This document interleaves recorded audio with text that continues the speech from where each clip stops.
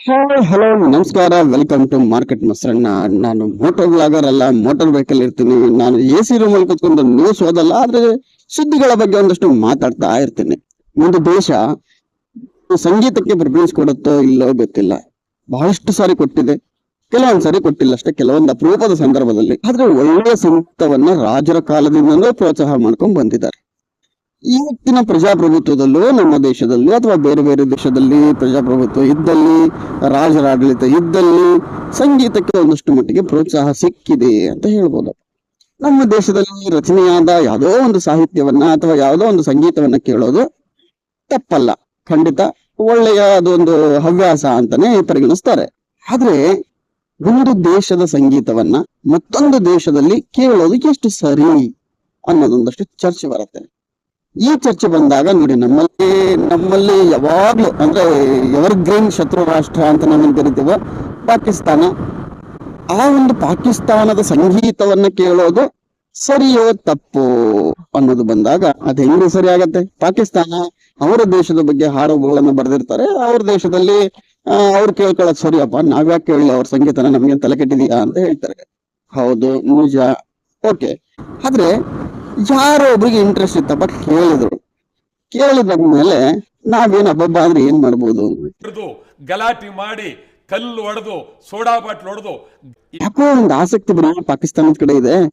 ಚೂರ್ ನೋಡಂತೇಳಿ ಅವನ್ನ back ground ಅನ್ನ ಎನ್ಕ್ವೈರಿ ಮಾಡೋಣ ಅಂತೇಳಿ ಏನ್ ಮಾಡ್ತಾರೆ ಪೊಲೀಸ್ನರು, ಒಂದು ಹದ್ದಿನ ಕಣ್ಣನ್ನ ಇಟ್ಟಿರ್ತಾರೆ.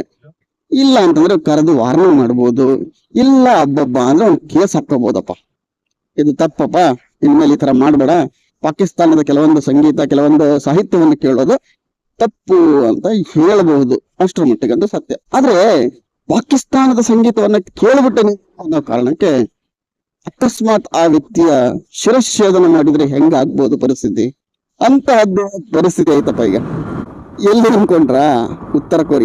ಉತ್ತರ ಕೊರಿಯಾದು ಅವ್ರ ಹೆಸರೇನೋ ಇದೆಯಲ್ಲ, ಕಿಮ್ ಜುಮ್ ಉಮ್ ಖಾ ಅಂತ ಏನೋ ಇದೆಯಲ್ಲ.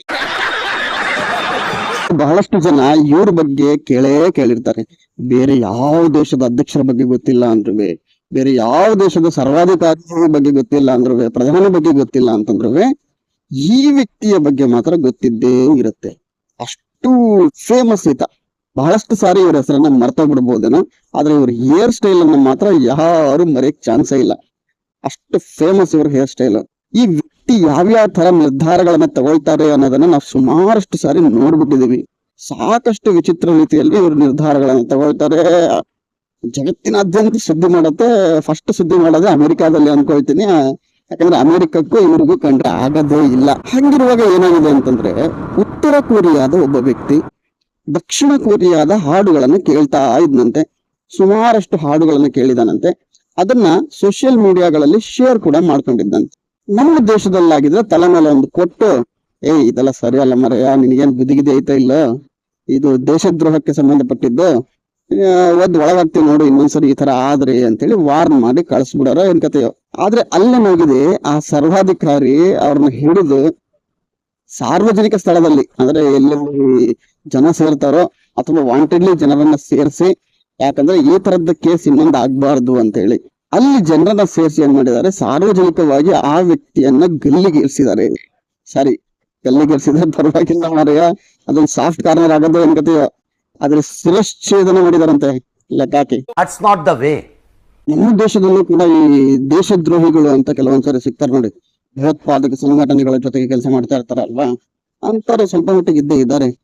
ಅಂತವ್ರು ಸಿಕ್ಕಾಗ ಈ ನಾವು ಪ್ರಜಾಪ್ರಭುತ್ವ ಮಾದರಿಯನ್ನ ಬಿಟ್ಟು ಈ ಕಿಂಗ್ ಜಿಮ್ ಪಿಂಗ್ ಇದಾರಲ್ಲ, ಅವ್ರ ರೀತಿ ನಿರ್ಧಾರಗಳನ್ನ ತಗೋಬೇಕಾಗತ್ತೇನೋ ಅಂತ ಅನ್ಸ್ಬಿಡ್ತದೆ ಒಂದ್ಸಾರಿ. ಹೇಗ್ರಿ ಮಾಡ್ತೀರಿ? ಹೌ ನಿಮ್ಮನ್ ಕೇಳ್ಕೊಂಡು ಕಾನೂನು ಮಾಡಕ್ಕಾಗತ್ತ ಹಂಗಾರೆ? ನನ್ನನ್ ಕೇಳ್ಕೊಂಡು ಕಾನೂನು ಮಾಡಕ್ಕಾಗತ್ತ ಹಂಗಾರೆ? ಯಾಕಂದ್ರೆ ಈ ರಕ್ತ ಬೀಜಾಸುರರ ತರ ಹಾಕ್ತಾನೆ ಇರ್ತಾರ್ರಿ. ಇಷ್ಟು ಕಾನೂನು ಭಯ ಇದ್ರು ಕೂಡ ಡೋಂಟ್ ಕೇರ್ ಅನ್ಕೊಂಡಿರ್ತಾರಪ್ಪ. ಎಂಥ ಜನ ಅಂತ ಅನ್ಕೊಳ್ತೇನೆ ನಾನು. ದೇಶದ ಬಗ್ಗೆ ಅಷ್ಟೊಂದವರಿಗೆ ಒಲವಿಲ್ಲ ಅಂತಂದ್ರೆ ಯಾಕಿರಕ್ ಹೋಗ್ಬೇಕಪ್ಪ? ತಮ್ ಪಾಡಿಗೆ ತಮ್ ಯಾವ ದೇಶ ಇಷ್ಟ ಆಗತ್ತೋ ಅಲ್ಲಿ ಹೋಗ್ಬೇಕು, ಗಂಜಿನೋ ರೊಟ್ಟಿನೋ ಕುಡ್ಕೊಂಡು ಅಥವಾ ಸಾಯ್ಬೇಕು. ಅದನ್ನ ಬಿಟ್ಟು ಈ ದೇಶದೊಳಗಡೆನೆ ಇದ್ದು ಈ ದೇಶದ ಬಗ್ಗೆನೇ ಕುತಂತ್ರ ಮಾಡಿದಾಗ ಹೆಂಗೆ ಅಂದ್ರೆ ನರನಾಡುಗಳೆಲ್ಲ ಉರಿದು ಬಿಡ್ತದಂಗೆ. ಕಂಟ್ರೋಲ್. ಈಗ ಇದೊಂದು ಸುದ್ದಿ ವೈರಲ್ ಆಗ್ತಾ ಇದೆ ಸೋಷಿಯಲ್ ಮೀಡಿಯಾಗಳಲ್ಲಿ. ಅವ ಇರಲ್ಲ ಆದ್ರೂ ಅವ್ರ ತಲೆ ಕೆಡ್ಸ್ಕೊಳಲ್ಲ. ವಿಶ್ವಸಂಸ್ಥೆನಲ್ಲಿ ಹೇಳಿದ್ರು ತಲೆ ಕೆಡ್ಸ್ಕೊಳಲ್ಲ. ಅವರೆಲ್ಲ ಅದಕ್ಕೆಲ್ಲ ಡೋಂಟ್ ಕೇರ್ ಅನ್ನುವಂತ ವ್ಯಕ್ತಿಗಳು ಅವರು. ಇವ್ರು ಈ ರೀತಿ ಸಾರ್ವಜನಿಕವಾಗಿ ಅವರನ್ನ ಶಿರಚ್ಛೇದನ ಮಾಡೋಕೆ ಕಾರಣ ಏನಂತಂದ್ರೆ, ಉತ್ತರ ಕೊರಿಯಾಕ್ಕೂ ದಕ್ಷಿಣ ಕೊರಿಯಾಕ್ಕೂ ಒಂದು ಚೂರು ಆಗ್ ಬರೋದೇ ಇಲ್ಲ. ಅವರ ನಡುವೆ ಸಾಕಷ್ಟು ಗಲಾಟೆಗಳಿದಾವೆ. ಅದರ ನಡುವೆ ಈ ವ್ಯಕ್ತಿ ಇದಾರಲ್ಲ, ಈ ವ್ಯಕ್ತಿ ಯಾರ ಬಗ್ಗೆನೂ ತಲೆಕೆಡಿಸ್ಕೊಳ್ಳಲ್ಲ. ಯಾವ ದೇಶ ಏನ್ ಮಾತಾಡಿದ್ರು ಈ ವ್ಯಕ್ತಿ ಮಾತ್ರ ತಲೆಕೆಡಿಸ್ಕೊಳ್ಳಲ್ಲ. ಅಂತ ಪುಣ್ಯಾತ್ಮ ಇತ್ತ. ಅಂದ್ರೆ ಅವ್ರ ಲೆಕ್ಕ ಏನು, ದೇಶದ್ರೋಹದ ಚಟುವಟಿಕೆಗೆ ನಾವು ಇದೇ ತರದ ಶಿಕ್ಷೆಗಳನ್ನ ಕೊಡೋದು. ನೀವು ಇನ್ನೊಂದು ದೇಶಕ್ಕೆ ಸಪೋರ್ಟ್ ಮಾಡೋ ರೀತಿನಲ್ಲಿ ನೀವೇನಾದ್ರೂ ಇದೀರಾ ಅಂತಂದ್ರೆ ನಿಮಗೆ ಆಗೋ ಶಿಕ್ಷೆ ಇದೆ ನೋಡಿ ಅಂತ ಹೇಳಿ ಕ್ಲಿಯರ್ ಮಾಡೋಕೆ ಅಂತ ಸಾರ್ವಜನಿಕವಾಗಿ ಈ ವ್ಯಕ್ತಿಯ ಶಿರಚ್ಛೇದನ ಮಾಡಿದ್ದಾರೆ ಅಂತ ದಕ್ಷಿಣ ಕೊರಿಯಾದರ ಆರೋಪ. ಇದು ನಮ್ಮ ಕಿಂಗ್ ಜಿನ್ ಪಿಂಗ್ ಅವರ ಒಂದು ಸ್ಟೋರಿ. ಇಲ್ಲಿವರೆಗೂ ಒಟ್ಟಿಗೆ ಬಂದಿದ್ದೀರಿ, ವಿಡಿಯೋನ ನೋಡಿದಿರಿ, ಇಷ್ಟಪಟ್ಟಿದ್ದೀರಿ ಅಂತ ಭಾವಿಸ್ತೀನಿ. ಇಷ್ಟ ಆಗಿದ್ರೆ ಸಬ್ಸ್ಕ್ರೈಬ್ ಮಾಡೋದನ್ನ ಮಾತ್ರ ಮರಿಬೇಡಿ. ಮತ್ತೆ ಇಂತಹದ್ದೇ ವಿಡಿಯೋಗಳಲ್ಲಿ ಸಿಗ್ತಾ ಇರೋಣ. ಅಲ್ಲಿವರೆಗೂ ಟಾಟಾ, ಬಾಯ್ ಬಾಯ್, ಸಿ ಯು, ನಮಸ್ಕಾರ ಕರ್ನಾಟಕ. मज़ा आया।